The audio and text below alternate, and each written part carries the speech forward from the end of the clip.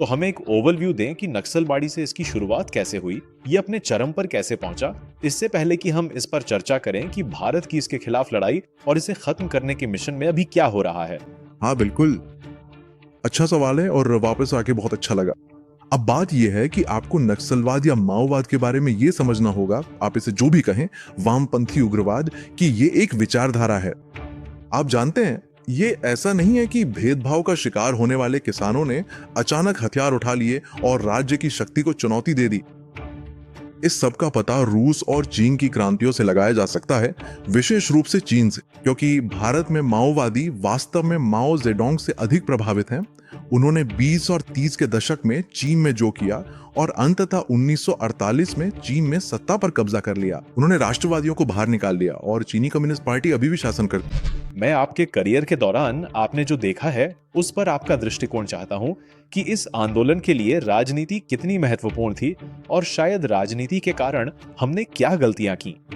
खैर, मुझे लगता है कि सबसे बड़ी गलती, अगर आप मुझसे पूछें देव, ये थी कि हमने आर्थिक उदारीकरण बहुत देर से शुरू किया और ये बहुत पहले हो जाना चाहिए था। शायद 70 के दशक में होता तो शायद आप माओवादी आंदोलन देखते ही नहीं। जब अमेरिका में लॉस एंजल्स में विरोध प्रदर्शन हो रहा होता है, जहां अमेरिकी राष्ट्रपति ने उन विरोध प्रदर्शनों को दबाने के लिए शहर में मरीन, जो अमेरिकी सेना की 4 शाखाओं में से एक है, को तैनात करने का आदेश दिया है, तो आपको क्या लगता है कि अगर हमने भी ऐसे ही किया होता तो क्या होता? खैर, मेरा मतलब है, पहली बात तो ये कि हम अमेरिकियों से बहुत अलग हैं। सही सही। और दूसरी बात, जैसा कि मैंने पहले कहा, सेना ने जो सबसे अच्छा काम किया वो था इस संघर्ष से बाहर रहना। उन्होंने कहा, देखो, ये हमारी लड़ाई नहीं है, हम इसके लिए तैनात है। हम देश के भीतरी इलाकों में विद्रोहों से लड़ने के लिए नहीं बने हैं। लोग कभी कभी तर्क देते हैं कि अमेरिका ने इस्लामी आतंकवाद के मामले में जो किया है, क्योंकि उन्होंने यहाँ जिस तरह की बमबारी की है, चाहे वो अफगानिस्तान में हो या इराक में, उससे वो भावना बनी रही और अधिक कट्टरपंथ को बढ़ावा मिला। अमेरिका फिर से विचारधाराओं के खिलाफ है और अगर आप देखें तो उन्होंने कोई युद्ध नहीं जीता है।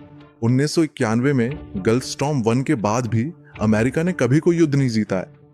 देखिए, अफगानिस्तान में क्या हुआ, जहां आप अल कायदा को खत्म करने गए थे और फिर आप तालिबान से लड़ने लगे और फिर आप राष्ट्र निर्माण में लग गए, जो कभी आपका मूल लक्ष्य नहीं था, और अब वहां 20 साल बकरे और आपने जो किया वो सिर्फ तालिबान 1.0 को तालिबान 2.0 से बदलना था। आप जानते हैं, ये उतना ही पागलपन भरा है। हर दूसरे दिन आपका सामना होता है जहां एक संख्या में नक्सली या तो मारे जाते हैं, या आप जानते हैं आत्मसमर्पण करते हैं, या गिरफ्तार किए जाते हैं।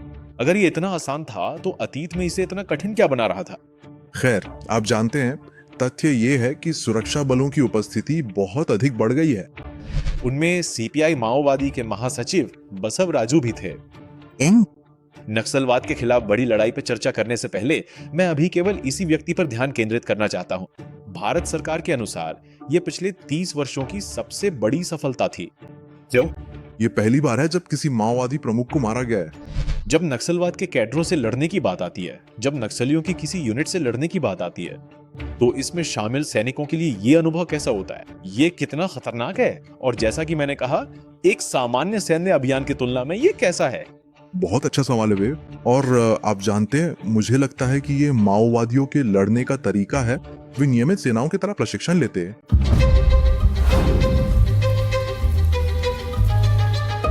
इन आर डिफेंस में आपका स्वागत है। भारत की सीमाएं, चाहे वो चीन के साथ हो या पाकिस्तान के साथ, पिछले कुछ हफ्तों से अपेक्षाकृत शांत है। लेकिन देश के भीतर एक युद्ध छिड़ा हुआ है, एक ऐसा युद्ध जो अब 5 दशकों से भी अधिक समय से चल रहा है। नक्सलवाद, माओवाद, लाल आतंक, वामपंथी उग्रवाद, आप इसे कुछ भी कहें, ये सब उसी के अंतर्गत आता है जिसे भारत सरकार आधिकारिक तौर पर वामपंथी उग्रवाद कहती है। और भारत सरकार ने कहा है कि इस वामपंथी उग्रवाद को मार्च 2026 तक खत्म कर दिया जाएगा। ये एक अजीब समय सीमा है। ये वित्तीय वर्ष के अंत या तिमाही के अंत जैसा कुछ लगता है। लेकिन पिछले कुछ हफ्तों में, वास्तव में पिछले कुछ महीनों में, हमने मुठभेड़ों में तेजी देखी है, जिसके कारण कई नक्सलियों ने आत्मसमर्पण किया है या वे मुठभेड़ों में मारे गए हैं। और इसे डिकोड करने के लिए और हमें यह समझने में मदद करने के लिए कि वामपंथी उग्रवाद के खिलाफ युद्ध में अभी क्या हो रहा है और पिछले कुछ वर्षों में क्या होता रहा है और आने वाले महीनों में हम क्या उम्मीद कर सकते हैं, इस पर चर्चा के लिए मेरे साथ संदीप उन्नीथन है। नमस्ते संदीप, आप कैसे? नमस्ते देव, मैं ठीक हूँ, वापस आके अच्छा लगा। एक बार फिर एक ऐसा विषय है संदीप जिसे आपने अपने पूरे करियर के दौरान थोड़ा थोड़ा करके कवर किया होगा। खैर, मेरे करियर के कुछ हिस्से, लेकिन मेरे करियर का एक बड़ा हिस्सा। आपके करियर का एक बड़ा हिस्सा। क्योंकि मुझे लगता है कि समस्या ही ऐसी है, भारत ने इसके साथ जो समस्या झेली है वो ऐसी ही है।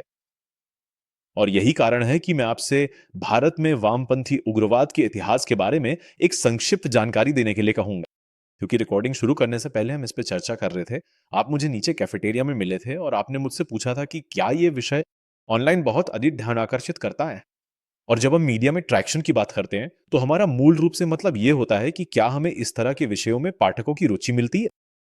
और मैंने कहा था कि ईमानदारी से कहूं तो ये उतना नहीं है जितना आप उम्मीद करेंगे, अन्य बहुत लोकप्रिय विषयों की तुलना में, कई स्पष्ट कारणों से जिन्हें हम दोनों जानते हैं।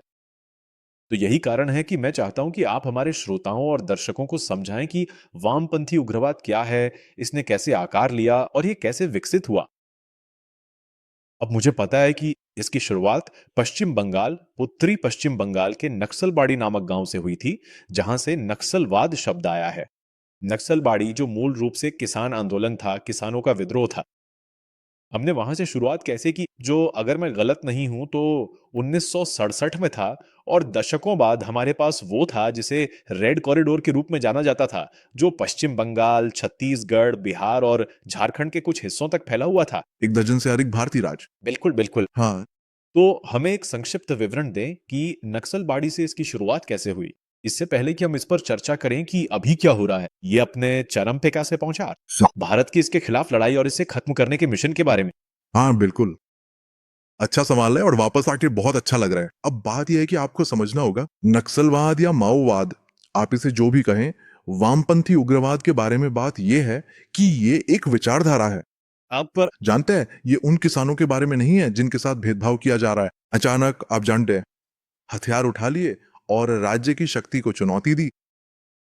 ये सब रूस और चीन की क्रांतियों से जुड़ा है, विशेष रूप से चीन से, क्योंकि भारत में माओवादी वास्तव में माओ जेडोंग से अधिक प्रभावित हैं, जो उन्होंने 20 और 30 के दशक में चीन में किया था और अंततः 1948 में चीन में सत्ता पर कब्जा कर लिया था। उन्होंने राष्ट्रवादियों को बाहर निकाल दिया और चीनी कम्युनिस्ट पार्टी अभी भी शासन करती है। लेकिन कुछ समय पहले तक चीनी दुनिया भर में इन सभी क्रांतिकारी आंदोलनों का सक्रिय रूप से समर्थन कर रहे थे। और आपके पास ये सभी वामपंथी गुरिल्ला आंदोलन थे, चाहे वो दक्षिण अमेरिका में शाइनिंग पाथ हो, फिलीपींस में लाल आंदोलन हो, या कंबोडिया में। तो ये सभी असल में जैसे कि धुर वामपंथी उग्रवादी समूह है, जिन्हें अक्सर चरमपंथी कहा जाता है, जो सत्ताधारी सरकार को उखाड़ फेंकने की वकालत करते हैं। इन समूहों के बारे में कहा जाता है कि ये सरकार के खिलाफ पूरी तरह से विरोध में है। और यही वो चीज है जो भारत के माओवादी करने की योजना बना रहे हैं। जब उन्होंने पश्चिम बंगाल के नक्सलबाड़ी में वो विद्रोह शुरू किया, जैसा कि आपने उल्लेख किया, तो योजना राज्य को उखाड़ फेंकने और लाल शासन स्थापित करने की थी, ठीक उसी तरह जैसे चेयरमैन माओ ने किया था। और इसलिए ये एक विचारधारा है, आप जानते हैं, और ये विचारधारा किसी ना किसी रूप में बनी हुई है। अब ये कई लहरों में आया है। अब 1946 में तेलंगाना में ये आंदोलन हुए थे, जब वह विद्रोह हुआ था। इसके वास्तविक कारण थे ग्रामीणों का जिस तरह का उत्पीड़न हो रहा था, लेकिन वहां के लोगों के लिए यह काफी विनाशकारी था। उस समय के निजाम के क्षेत्रों में 1946 में जहां किसानों के विद्रोह हुए थे और भारत के ग्रामीण इलाकों में बहुत सारे कम्युनिस्ट आंदोलन चल रहे थे। जैसा कि मैंने उल्लेख किया, तेलंगाना में, पश्चिम बंगाल में और केरल में तो उन्होंने सरकार ही बना ली थी। और वो, आप कह सकते हैं कि क्रांतिकारी शक्ति चुनावी शक्ति में बदल गई। और ये एक असामान्य बात थी कि केरल में पहली कम्युनिस्ट सरकार सत्ता में आने के लिए निर्वाचित लोकतंत्र यानी संसदीय लोकतंत्र का उपयोग कर रही थी। लेकिन ग्रामीण इलाकों में ये सभी छोटे छोटे छिटपुट आंदोलन चल रहे थे, तेलंगाना और आंध्र प्रदेश में। बेशक उन दिनों आंध्र प्रदेश अविभाजित था। और फिर पश्चिम बंगाल नक्सलबाड़ी में विद्रोह 1967 में राज्य की शक्ति द्वारा बहुत बेरहमी से कुचल दिया गया था। 1972 तक इसका पूरी तरह से सफाया हो गया था। इसमें सरकार, पुलिस, अर्धसैनिक बल और यहां तक कि भारतीय सेना भी शामिल थी। इसके बारे में ज्यादा बात नहीं की जाती है, लेकिन सच तो यह है कि भारतीय सेना जब उसका ध्यान पूर्वी पाकिस्तान पर था, तब वो अपने घर के पास ये विद्रोह नहीं चाहती थी।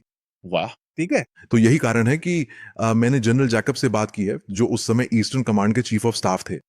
और उन्होंने कहा कि उन्होंने माओवादियों, नक्सलियों के खिलाफ पूरी ताकत के साथ कार्रवाई की। और उस विद्रोह को बेरहमी से कुचल दिया गया। और फिर 2004 में आपके पास ये सभी बचे हुए समूह थे, जो बिहार में माओवादी कम्युनिस्ट सेंटर, आंध्र प्रदेश का पीपल्स वॉर ग्रुप थे, जो पूरी तरह से कट्टर वामपंथी माओवादी क्रांतिकारी थे। वे बीच में कहीं छत्तीसगढ़ के जंगलों में मिले और उन्होंने सीपीआई माओवादी नाम की ये पार्टी बनाई, भारतीय कम्युनिस्ट पार्टी माओवादी। और देखिए, उन्होंने उन इलाकों में जमीन के बड़े हिस्सों पर नियंत्रण करना शुरू कर दिया जहां राज्य की उपस्थिति नहीं थी, पूरी तरह से गायब। जैसे छत्तीसगढ़ के दंतेवाड़ा के जंगलों में आपके पास अबूझमाड़ नाम की ये जगह है, जिसका अर्थ है अभेद्य जंगल। जैसे 4000 किलोमीटर का जंगल, जिसका कभी आप जानते हैं अंग्रेजों के समय में भी सर्वेक्षण नहीं किया गया था, ये पूरी तरह से बिना सर्वेक्षण वाला क्षेत्र है। और सभी माओवादी वहां चले गए और उन्होंने वहां अपने गढ़ स्थापित कर लिए। और देखिए, 2006 तक इन सभी छोटे समूहों केसीपीआई माओवादी में विलय के ठीक 2 साल बाद आपके पास वो था जिसे रेड कॉरिडोर कहा जाता था, जो नेपाल से लेकर सीधे आंध्र प्रदेश तक फैला हुआ था। तो वे इसे पशुपति से तिरुपति कॉरिडोर कहते थे। वाह। लगभग 1 दर्जन भारतीय राज्य, और इसे एक सघन क्रांतिकारी क्षेत्र भी कहा जाता था, जिसने इस कॉरिडोर में लोगों और सामानों की मुक्त आवाजाही की अनुमति दी। ये सचमुच एक कॉरिडोर की तरह था, आप जानते हैं, माओवादियों के स्वतंत्र रूप से घूमने के लिए एक एक्सप्रेसवे। और उस समय उनका नियंत्रण था 150 से अधिक भारतीय जिलों पर। इन सभी जिलों में उनकी मौजूदगी थी, है ना। लगभग 600 भारतीय जिलों में से उन्होंने लगभग 100-150 पे नियंत्रण किया। इन सभी जिलों में उनकी मौजूदगी थी। वे बहुत शक्तिशाली के, उनके पास 10,000 से अधिक कैडरों की एक छापामार सेना थी। ये लगभग एक डिवीजन के आकार की सेना है। और आप जानते हैं, जब मैं यहाँ इंडिया टुडे में था 2010 में, हमें सबसे रोंगटे खड़े कर देने वाला विवरण मिला छत्तीसगढ़ के दंतेवाड़ा में एक नरसंहार का, जहां सीआरपीएफ की एक पूरी कंपनी का कत्लेआम कर दिया गया था। अब एक कंपनी में 100 से अधिक सैनिक होते हैं, उनमें से 76 की हत्या कर दी गई थी। उन्हें माओवादियों ने घेर लिया था, जो बड़ी संख्या में आए थे, 1000। तो उनके पास ये लड़ाकू फॉर्मेशन थे, जिन्हें वे बटालियन कहते थे, जो वास्तव में कंपनियां हैं, लेकिन वे भारी भीड़ जुटा सकते थे और वे नियमित सेनाओं की तरह चलते थे। वे उस मायने में छापामारों की तरह नहीं थे। वे लामबंद होते, वे चलते, मार्च करते, इसे घेर लेते। और उन्होंने सीआरपीएफ की एक पूरी कंपनी को घेर लिया और बड़ी बेरहमी से उनका कत्लेआम किया। मुझे याद है, वहां विमान से जाना, हम वहां गए, उस जगह तक पहुंचने में हमें लगभग 1 दिन लगा, जहां से बचे हुए लोगों को निकाला गया था। उस नरसंहार में केवल 8 लोग ही जीवित बचे थे, और उनमें से ज्यादातर कांप रहे थे जब वे बता रहे थे कि कैसे सचमुच सैकड़ों माओवादी वहां जमा हो गए। और आप जानते हैं, सचमुच उन्हें दड़बे में मुर्गियों की तरह, आप जानते हैं, गोली मार रहे थे। उन्हें घेर दिया गया, चारों तरफ से घेर कर मार दिया गया। तो वो 2010 के दशक के मध्य में अपने चरम पर माओवादियों की सैन्य शक्ति थी, जो कि लगभग 6 साल बाद थी, जब उन्होंने सीपीआई माओवादी बनाई थी। और खुद भारत के प्रधानमंत्री यानी मनमोहन सिंह ने 2006 में, अप्रैल 2006 में, मुझे वो अब भी याद है, जहां उन्होंने कहा था कि वे भारत के लिए सबसे गंभीर आंतरिक सुरक्षा समस्या है। और उस समय देव, हमें ये नहीं भूलना चाहिए कि जम्मू कश्मीर में भी स्थिति काफी सक्रिय थी। वहां उग्रवाद था, सीमा पार से आतंकवाद था। हम मुंबई हमलों से 2 साल दूर थे, लेकिन मुंबई में पहले ही कुछ बहुत बड़े हमले हो चुके थे, 93 और निश्चित रूप से 2006 में। और यहाँ प्रधानमंत्री कह रहे थे कि देखो, वे सबसे बड़ा आंतरिक सुरक्षा खतरा है। और एक मायने में वे कहीं अधिक शक्तिशाली थे, क्योंकि वे वहां थे। वे वही हैं जिसे हार्टलैंड विद्रोह कहा जाता है, जो आपके देश के दिल में, भारत के बीचों बीच है। वे रिमलैंड विद्रोह नहीं है, जो सीमाओं के आसपास होता है, जिसे आप जानते हैं, नियंत्रित कर सकते हैं, वहां अपनी सेना लगा सकते हैं, सीमा सील कर सकते हैं। आप उस विद्रोह का क्या करेंगे जो आपके देश के बीचों बीच सुलग रहा है? तो वे बहुत ही अंधकारमय समय थे, जब हमने वास्तव में सोचा था कि इस सब पर नियंत्रण पाने में काफी समय लगेगा। और ये उन क्षेत्रों में था जहां, जैसा कि मैंने उल्लेख किया, सरकार की कोई उपस्थिति नहीं थी। वहां कोई नहीं जावा खा, वहां कोई सर्वेक्षक नहीं थे, वहां कोई सड़कें नहीं थी, वहां बिजली नहीं थी, वहां कुछ भी था। तो ये वो खालीपन था जिसे माओवादियों ने अपने आंदोलन को स्थापित करने और विकसित करने के लिए चुना। और वे चलाते थे, आप जानते हैं, वे इन मुक्त क्षेत्रों को चलाते थे। वे सेवाएं प्रदान करते थे, वे स्कूल चलाते थे, वे अस्पताल चलाते थे, वे अदालतें लगाते थे जहां वे न्याय करते थे। तो ये एक राज्य के भीतर राज्य जैसा था। और मुझे लगता है कि 2010 के उस नरसंहार के बाद चीजें बदलने लगीं, जब प्रधानमंत्री के कहे के ठीक 4 साल बाद अचानक आपकी नींद खुली। गृह मंत्रालय में कहा, देखिए सज्जनों, हमारे सामने गंभीर समस्या है, तो चलिए अब सक्रिय होते हैं और इसके बारे में कुछ करते हैं। और तभी उन्होंने अर्धसैनिक बलों, सीआरपीएफ, बीएसएफ का विस्तार करना शुरू किया। उन सभी का विस्तार किया जाने लगा। उस समय तक जब वे लगभग 5 लाख की संख्या में हो गए, उनमें से बहुतों को छत्तीसगढ़ में तैनात किया गया। उन्होंने राज्य सरकार की मदद की। आप जानते हैं, उन्होंने माओवादियों से लड़ने के लिए राज्य सरकार की क्षमता को मजबूत किया और उन्हें मिला। मेरे एक दोस्त हैं, बहुत ही दिलचस्प इंसान, ब्रिगेडियर बसंत पोनवार, जो 1971 के युद्ध के अनुभवी थे। वे वेरेंगटे के जंगल वॉरफेयर स्कूल में थे और मुझे आज भी याद है कि 2005 में उन्हें सचमुच एयरलिफ्ट करके छत्तीसगढ़ लाया गया था और उन्होंने बिल्कुल सुनसान जगह पे जंगल वॉरफेयर का ये कॉलेज स्थापित किया। और वे एक असाधारण व्यक्ति है। मेरा मतलब है, आप जानते हैं, उस समय जब लोग गोल्फ खेलते हैं और दोपहर में बियर का आनंद लेते हैं, वहां ब्रिगेडियर पोनवार सुनसान जगह पे घोड़े की सवारी कर रहे थे और इसे बना रहे थे। जंगल वॉरफेयर कॉलेज वे वही अधिकारी हैं जिन्होंने कोबरा इकाइयों को प्रशिक्षित किया। नहीं, दरअसल वे पुलिस इकाइयों को प्रशिक्षित करते हैं। कोबरा की अपनी ट्रेनिंग होती है, तो वे इसे राज्य पुलिस संरचनाओं के लिए अधिक कर रहे थे और उस सब के लिए तो उन्होंने बहुत मदद की। तो मेरा मतलब है, मैंने जो कहा वो ये था कि मेरे कहने का मतलब ये था कि ये पूरी सरकार का प्रयास है। केंद्र, राज्य, वो सब हुआ। और फिर जाहिर है 2010 में वो बहुत भयानक नरसंहार हुआ जब पूरी कांग्रेस लीडरशिप हाँ, खत्म हो गई थी। झीरम घाटी नरसंहार, जैसा कि इसे कहा जाता है, जहां उन्होंने सचमुच फिर से एक नरसंहार किया। क्या वो 2011 था, मुझे लगता है, या 10? नहीं, लेकिन ये 2010 के बाद था, जहां उन्होंने कांग्रेस नेतृत्व को घेर लिया और उनका नरसंहार किया।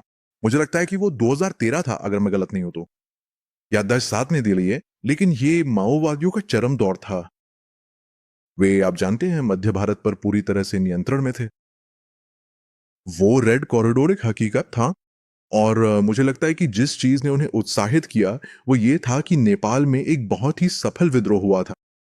वहां नेपाल के माओवादी थे जिन्होंने सत्ता को पीछे धकेल दिया था और वे वास्तव में फिर अंततः छिपने की जगह से बाहर आए और वे एक राजनीतिक दल बन गए। और जाहिर है वे अब नेपाल में सत्ता में हैं। तो मुझे लगता है कि यहीं से माओवादियों को भी अपनी चीज के लिए बढ़ावा मिला। बेशक वे राजनीतिक प्रक्रिया में विश्वास नहीं करते थे, उन्होंने इसे लड़ने की योजना बनाई। आप जानते हैं, ठीक वैसे ही जैसे माओ ने किया था कि वे जंगलों से ग्रामीण इलाकों में और ग्रामीण इलाकों से शहरों को घेर लेंगे और फिर सत्ता पर कब्जा कर लेंगे। उन्होंने सत्ता पर कब्जा करने की योजना बनाई। मुझे लगता है, अगर मेरी याददाश्त फिर से सही है, तो 2040 के दशक में वे दिल्ली में माओवादियों का झंडा फहराना चाहते थे। सही है। उस बात को थोड़ा आगे बढ़ाने के लिए और इससे पहले कि हम आज के समय में जो हो रहा है उस पर आए, हो, रणनीतिक स्तर पर नक्सलियों से लड़ना आपकी नियमित सेना के ऑपरेशन की तुलना में कितना अलग है? मेरे ऐसा पूछने का कारण ये है कि इस पॉडकास्ट पर मैं सेनाओं से जुड़े युद्धों के बारे में बहुत बात करता हूं। हम बात करते हैं, आप जानते हैं, लंबी दूरी के मिसाइलों, लड़ाकू विमानों, पनडुब्बियों, युद्ध पोतों, हाईटेक उपकरणों की। लेकिन नक्सलवाद के खिलाफ लड़ाई को मुझे लगता है कम सराहा जाता है, न केवल इस पॉडकास्ट पर बल्कि आमतौर पर मीडिया में भी व्यापक रूप से। क्योंकि मैं उस शब्द का उपयोग नहीं करना चाहता, लेकिन मुझे लगता है कि ये कम ग्लैमरस है, आप जानते हैं, अगर आप इसे ऐसा कह सकें। चलिए ऑपरेशन सिंदूर का उदाहरण लेते हैं। आप जानते हैं, उसके बाद आपके पास ये सभी फैंसी सैटेलाइट इमेजरी थी ताकि लोग उनके साथ खेल सकें और बात कर सकें कि अरे देखो वहां स्ट्राइक हुई थी। नक्सलवाद के खिलाफ लड़ाई में आप वास्तव में ऐसा होते हुए नहीं देखते हैं, जो मुझे लगता है आपके वर्णन और जो मैंने पढ़ा है उसके आधार पर समान रूप से, यदि अधिक नहीं तो खतरनाक और घातक है। तो जब लड़ने की बात आती है नक्सलवाद के कैडरों से, जब नक्सलियों की एक यूनिट से लड़ने की बात आती है, इसमें लगे सैनिकों के लिए ये कैसा होता है, ये कितना खतरनाक है, और जैसा कि मैंने कहा, एक सामान्य सेना के ऑपरेशन की तुलना में ये कैसा है? बहुत अच्छा सवाल है गए। और आप जानते हैं, मेरा मानना है कि ये माओवादियों के लड़ने का तरीका है।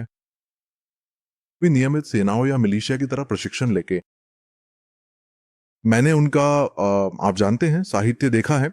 हमें कुछ जब्त किया गया साहित्य मिला है जिसका अनुवाद करने में मैंने मदद की। और फिर उनकी रणनीति और उन सब का अध्ययन करने के लिए, उनकी रणनीति बिल्कुल नियमित सेनाओं की तरह है। वे मानते हैं कि वे एक सेना है।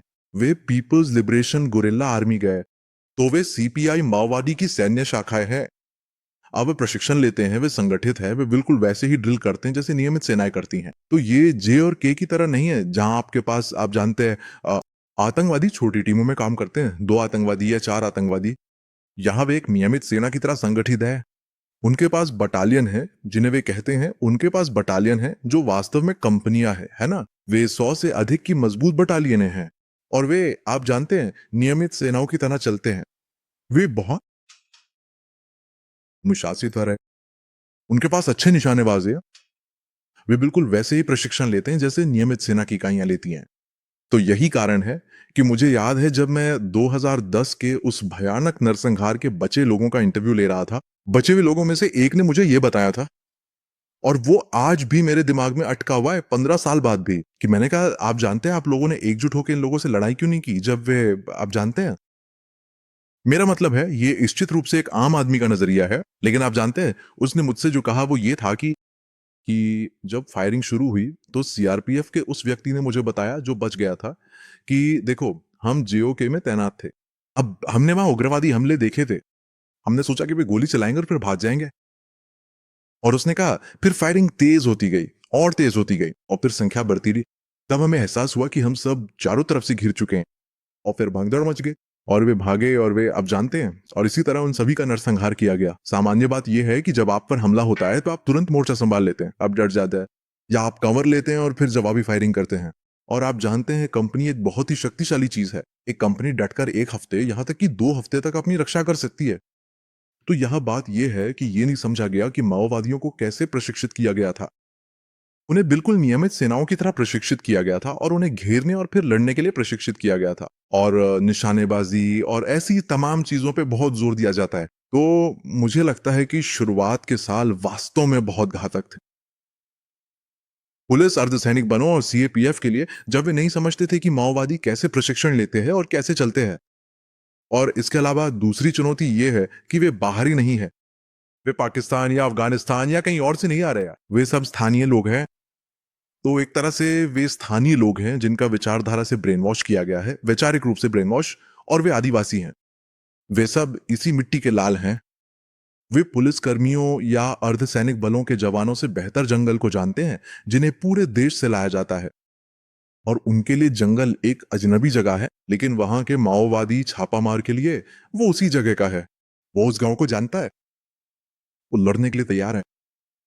जबकि, और आप जानते हैं, चीजों को जानना, उस विशेष जंगल से होना, ये अर्धसैनिक बलों और पुलिस बलों के लिए एक बड़ा नुकसान है। और यही कारण है कि हमें आज जहां हम हैं वहां तक पहुंचने में इतना समय लगा है, लगभग 2 दशक, 2025 में। और मुझे लगता है कि ये बड़ी सीख थी कि उन्होंने कहा ये एक धीमी लड़ाई है, ये रातों रात नहीं होने वाला है। तो आपको वास्तव में उस रणनीति को अपनाना पड़ा जो दुनिया के हर उग्रवाद विरोधी परिदृश्य में इस्तेमाल की गई है। 1950 के दशक में मलाया उग्रवाद से शुरू होकर जो है, साफ करो, कब्जा करो और निर्माण करो, जिसका अर्थ है कि आप एक जगह में प्रवेश करते हैं, आप माओवादियों या विद्रोहियों से क्षेत्र को साफ करते हैं, आप उस क्षेत्र पे कब्जा रखते हैं, आप निर्माण करते हैं, आप ठिकाने बनाते हैं, आप लोगों तक पहुंचते हैं, आप सुनिश्चित करते हैं कि माओवादी हिल ना सकें। जैसा कि चेयरमैन माओ ने कहा था, पानी में मछली की तरह चलना। सही है। आप जानते हैं, माओवादियों को, छापामारों को, लोगों के बीच उसी तरह चलना चाहिए जैसे पानी में मछली चलती है। तो आपको इस साफ करो, कब्जा करो, निर्माण करो की रणनीति से उसकी गतिविधियों को रोकना है, जो गृह मंत्रालय ने तब किया था। और आप जानते हैं, 2010 में सेना पर बहुत दबाव था। मुझे पता है क्योंकि मेरा एक दोस्त है जो भारतीय सेना की उत्तरी कमान से इस तैनाती को संभाल रहा था, क्योंकि वे चाहते थे कि राष्ट्रीय राइफल्स छत्तीसगढ़ में तैनात हों, और सेना पर इतना दबाव था। लेकिन सेना ने विरोध किया।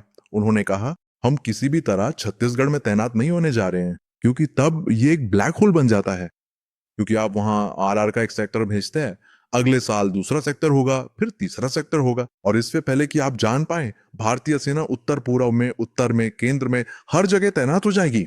हर जगह। तो वो सेना द्वारा उस समय लिया गया एक बहुत ही बुद्धिमानी भरा फैसला था। मुझे लगता है कि उन्हें पर्याप्त श्रेय नहीं दिया जाता है, जहां उन्होंने कहा नहीं, हम तैनात होकर माओवादियों से नहीं लड़ने जा रहे। ये पुलिस, अर्धसैनिक बल और सीएपीएफ का ऑपरेशन है, आपको केवल उन्हें ही तैनात करना चाहिए। और मुझे लगता है कि ये एक बहुत ही अच्छा निर्णय है, क्योंकि क्या आप इस बात की कल्पना कर सकते हैं, क्योंकि फैसले ये बस कभी ना खत्म होने वाला बन जाता है। सेना न केवल सीमाओं पर लड़ रही है, बल्कि वे देश के भीतरी इलाकों में भी लड़ रहे हैं। तो ये एक बड़ी चुनौती है, और मुझे लगता है कि आज हम अपने चारों ओर जो देख रहे हैं, उस नरसंहार के 15 साल बाद ये माओवादियों और लाल आतंक के खिलाफ एक धीमी और स्थिर चढ़ाई रही है, और वो भी बहुत सफल रही है। हाँ सही है। मैं अब एक की ओर मुड़ना चाहता हूँ। एक घटना जो इस साल मई में हुई थी, एक घटना जो वास्तव में इस एपिसोड के लिए एक ट्रिगर होने वाली थी, लेकिन फिर मुझे लगता है कि हमारे पास चर्चा करने के लिए कुछ और था, इसलिए हमने इस विषय को आगे के लिए टाल दिया। 21 मई को अगर मैं गलत नहीं हूं तो छत्तीसगढ़ में एक मुठभेड़ हुई थी, हाँ। जिसमें 27 माओवादी मारे में है। उनमें सीपीआई माओवादी के महासचिव बसवराजू भी थे। नक्सलवाद के खिलाफ बड़ी लड़ाई में विस्तार करने से पहले अभी केवल इसी व्यक्ति पर ध्यान केंद्रित करना चाहता हूं। भारत सरकार ने कहा कि ये पिछले 30 वर्षों में सबसे बड़ी सफलता थी। क्यों?